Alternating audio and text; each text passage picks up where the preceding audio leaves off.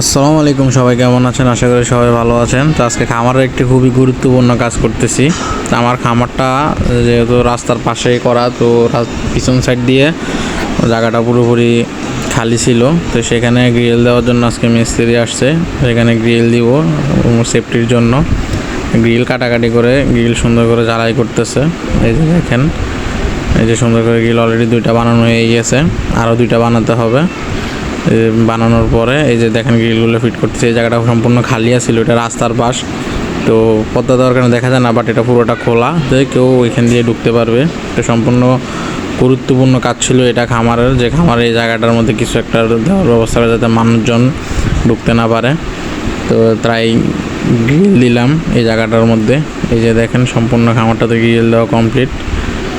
এই যে মাশাআল্লাহ খুব সুন্দর হয়েছে। এই যে গরুর সেফটির জন্য এত কিছু করা আর কি। তো সবাই বলবেন কেমন হয়েছে।